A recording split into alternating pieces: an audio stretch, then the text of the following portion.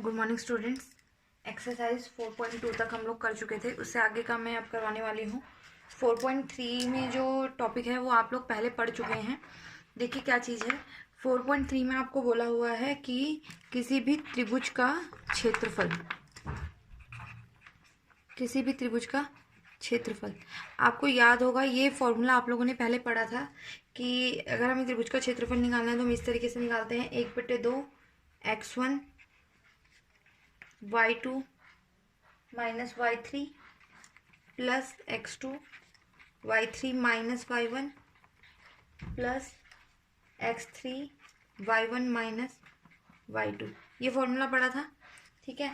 और इसको अगर हम डिटर्मिनेंट फॉर्म में लिखना चाहते हैं कि एरिया किसी भी त्रिभुज का निकालना चाहते हैं हम, तो उसको हम इस तरीके से लिख सकते हैं, 1/2 determinant of x1 y1 1, x2 y2 1, x3 y3 1। Clear है। तो इसको वैसे हल करेंगे जैसे कि हम डिटर्मिनेंट हल करते हैं। और दूसरी बात कि जब भी हम बात करते हैं क्षेत्रफल की, क्षेत्रफल हमेशा क्या होता है, पॉजिटिव। तो ये जो वैल्यू आएगी इसका भी आप क्या लोगे, अगर ये नेगेटिव में भी आ रही है तो भी आप इसका मॉड लेके इसका आंसर पॉजिटिव ही आएगा। क्लियर है, सिंपल सी बात है। ज़्यादा कुछ है ही नहीं इस एक्सरसाइज में, सिर्फ एक ही टॉपिक है। एग्जाम्पल नंबर 17 आप देखिए क्या चीज़ दिया हुआ है आपको। एक एक्सरसाइज का क्वेश्चन में करवाऊंगी, एग्जाम्पल देखिए पहले। एग्जाम्पल नंबर 17 हमें कहता है कि हमें 3 वर्टिसेस दी हुई हैं, 3 8 -4 2 5 1। ठीक है, इस 3 वर्टिसेस का यूज़ करके आपको ट्राइंगल का एरिया निकालना है। एरिया मतलब त्रिभुज का क्षेत्रफल निकालना है। अभी जो 3 वर्टिसेस आपको दी हैं इसको आप ले सकते हैं x1 y1, इसको आप ले सकते हैं x2 y2, इसको आप ले सकते हैं x3 y3। और जो भी आपको मैंने फॉर्मूला लिखवाया था डिटर्मिनेंट वाला, इस फॉर्मूले में ये मान रख दें आप। त्रिभुज का क्षेत्रफल क्या बनेगा, 1/2 बाहर चल रहा था, x1 की जगह y1 x1 y1 1, x2 y2 1, x3 y3 1। और फिर उसी तरीके से जैसे भी आप किसी भी डिटर्मिनेंट को हल करते हैं वैसे आप इसको हल कर सकते हैं। देखिए क्वेश्चन मैं एक करवा रही हूँ। फर्स्ट क्वेश्चन जो आपको दिया हुआ है कि आपको पहले क्वेश्चन के 3 पार्ट हैं और तीनों में ही आपको त्रिभुज का क्षेत्रफल निकालना है। एक्सरसाइज 4.3 की बात कर रहे हैं हम। एक्सरसाइज 4.3 के पहले क्वेश्चन की बात अगर हम करें तो फर्स्ट क्वेश्चन में आपको क्या करना है, त्रिभुज का क्षेत्रफल निकालना है। ठीक है, तो मैं पहले क्वेश्चन का सेकेंड पार्ट ले रही हूँ। सेकेंड पार्ट हमने लिया, इसमें दिया हुआ है आपको 2 7 1 1 10 8। क्लियर है, ये आपको त्रिभुज का क्षेत्रफल दिया हुआ है। मतलब कि ये क्या है, त्रिभुज की वर्टिसेस दी हुई हैं, मतलब उसके शीर्ष दिए हुए हैं। इसको मान सकते हैं x1 y1, इसको x2 y2, इसको x3 y3। अगर मैं बात कर रही हूँ इसके क्षेत्रफल की, तो क्षेत्रफल का फॉर्मूला हमें क्या कहता है, वो हमें कहता है कि x1 y1 1, x2 y2 1, x3 y3 1। ये होता है फॉर्मूला। तो हम इस फॉर्मूले में मान रख देते हैं। इसमें अगर हम मान रखेंगे तो ये हमारे पास बनेगा 2 7 1 1 1 1 10 8 1। यहाँ पे 1/2 भी था फॉर्मूले में। क्लियर है। तो अब इसको हमें क्या करना है, सारणिक को हल करना है। सिंपल सारणिक को हल करने के लिए हम किसी भी रो या किसी भी कॉलम का यूज कर सकते हैं। तो मैं पहली पंक्ति का इस्तेमाल कर रही हूँ, R1 से हल कर रही हूँ। तो आप इसको लिख दीजिएगा कि R1 से हल करने पर, जब इसे हम R1 से हल कर रहे हैं तो देखिए क्या होगा।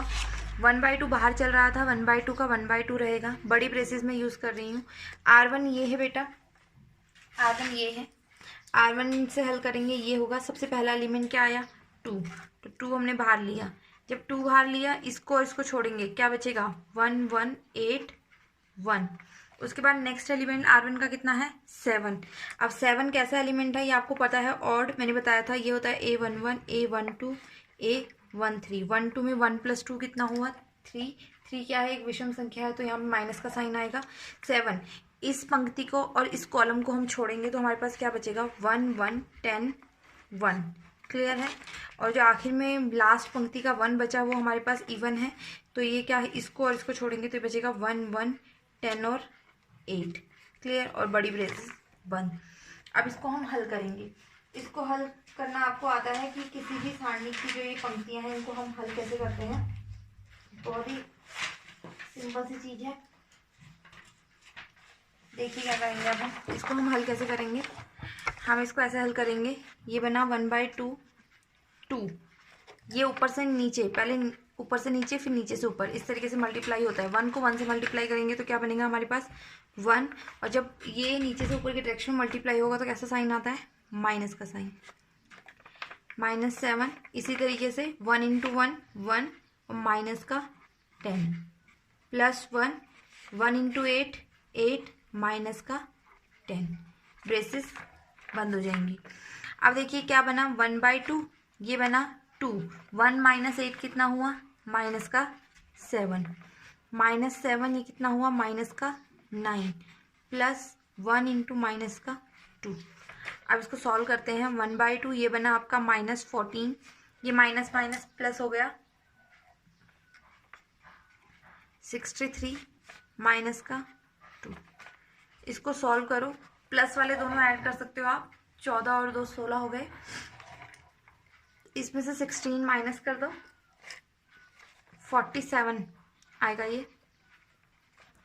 तो हमारे पास जो त्रिभुज का एरिया है वो कितना आ गया, 47/2 वर्ग इकाई। क्योंकि त्रिभुज का क्षेत्रफल हमेशा वर्ग में होता है तो इसके साथ आप क्या लिखेंगे, वर्ग इकाई या स्क्वायर यूनिट्स इंग्लिश में अगर आप लिखना चाहें तो इस तरीके से 4.3 का जो है आपका फर्स्ट क्वेश्चन हो जाएगा। उसके बाद जो आपका 4.3 का सेकंड क्वेश्चन आपको दिया होगा। इसके बाद हमने ये क्वेश्चन भी आप करके आ चुके हो, सिर्फ इनको हम सारणी से रिलेट कर रहे हैं। अगर कोई 3 बिंदु आपको दिए होते हैं, x1 y1 x2 y2 x3 y3, अगर ये 3 बिंदु आपको कोई दिए हैं तो इन 3 बिंदुओं को कोलिनियर हम कब कहेंगे, कि ये एक ही लाइन पे कब हैं, या हम इन्हें क्या कहेंगे कि ये संरेखी कब हैं। अगर इनको हम संरेखी सिद्ध करना चाहते हैं तो हम इन 3 बिंदुओं से बनने वाला त्रिभुज के क्षेत्रफल को क्या दिखा देंगे, 0 दिखा देंगे। तो ये क्लियर हो गया होगा मेरे ख्याल से। तो इसी तरीके से जो आपका क्वेश्चन नंबर 2 है उसमें आपको दिया हुआ है कि 3 बिंदु जो है वो क्या दिखाने हैं, आपको कोलिनियर दिखाने हैं 3 बिंदुओं को। देखते हैं क्या 3 बिंदु कोलिनियर है। तो सबसे पहले जो सेकंड क्वेश्चन है वो आपको दिया है ए बिंदु आपको दिया है A B plus C, B बिंदु आपको दिया है बी सी प्लस ए, और सी बिंदु आपको दिया है सी ए प्लस बी। इनको कोलिनियर दिखाना है, यानी कि इनको क्या दिखाना है, संरेखी। संरेखी दिखाने के लिए हम इनसे बनने वाला त्रिभुज का क्षेत्रफल निकालेंगे। त्रिभुज का क्षेत्रफल जब हम निकालेंगे, यहाँ पे आता है x1 x2 1, तो मैं डायरेक्ट लिख रही हूँ x1 y1 1 होता है, sorry, a b plus C 1, b c plus a 1, c a plus b 1, और इसका क्या हो जाता है, हाफ। ये होता है हमारे त्रिभुज का क्षेत्रफल। ठीक है। अब उसके बाद हमें इनको संरेखी दिखाने के लिए हमें ये दिखाना पड़ेगा, ये पूरी चीज़ सॉल्व करके क्या आ रही है, 0 आ रही है। अब ये 0 आएगी कैसे, पूरी चीज़ सॉल्व करके देखिए कैसे आएगी। 0 दिखाने के लिए हमें इसको किसी ना किसी रो या कॉलम से हल करना पड़ेगा। इसको इजी कर रही हूँ पहले मैं। इजी करने के लिए मैंने क्या किया, देखो, मैंने इसे डायरेक्ट भी कर सकते हैं, R2 माइनस R1 किया है, change in R2, R3 minus R1 किया है, चेंज इन R3। देखते हैं क्या बनता है ये, 1/2 a b प्लस सी 1। इसमें से इसको माइनस करेंगे क्या बनेगा, b माइनस a। इसमें से जब इसको माइनस करेंगे c से c कैंसिल होगा, ये बनेगा a माइनस b, और 1 में से 1 माइनस करेंगे क्या बनेगा, 0। इसी तरीके से इसमें से इसको माइनस करेंगे, ये बनेगा c माइनस a। इन दोनों को माइनस करेंगे, b से b कैंसिल, ये बना a माइनस c, और यहाँ क्या बना, 0। अब ये मैंने इसलिए किया ताकि अब हमारे पास सारणी हल करना इजी हो जाएगा। अब हम इसको किससे एक्सपेंड करेंगे या किससे हल करेंगे, C3 से। तो अब मैं क्या कर रही हूँ, C3 से हल करने पर, जब मैं इसको C3 से हल कर रही हूँ, C3 से हल करने पे 1/2 बाहर आएगा। C3 का पहला एलिमेंट 1, इसको और इसको छोड़ देंगे आप, तो क्या बनेगा, b minus a minus c, a minus b, c minus a। और कोई एलिमेंट आएंगे नहीं क्योंकि बाकी तो एंट्रीज क्या चल रही हैं आपकी, 0। अब देखिए क्या करेंगे, इसको पहले इससे मल्टीप्लाई करेंगे, फिर इसको इससे मल्टीप्लाई करेंगे। देखते हैं, बड़ी ब्रेसेस लगा रही हूँ मैं, b minus a into a minus C, minus, यहाँ माइनस साइन है इसलिए मैं इसको एक और ब्रेसेस में लिख रही हूँ, a minus b c minus a। हल करने के बाद इस ब्रैकेट को हम खोलेंगे।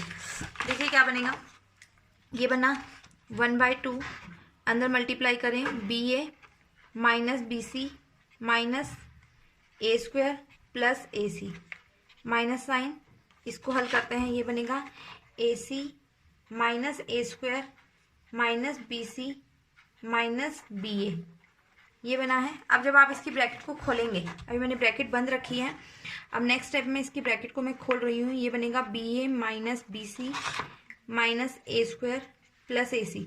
अभी देखो इस ब्रेसेस के बाहर कैसा साइन है, माइनस का। माइनस का साइन होने का अंदर अंदर के जितने भी साइन है वो सारे क्या हो जाएंगे, इन्वर्ट हो जाएंगे। मीन्स अगर कोई प्लस का है तो वो क्या हो जाता है माइनस, और माइनस है तो वो क्या हो जाता है प्लस।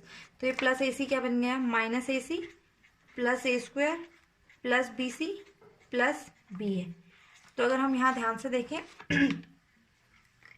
ये प्लस का आएगा, ये माइनस होगा।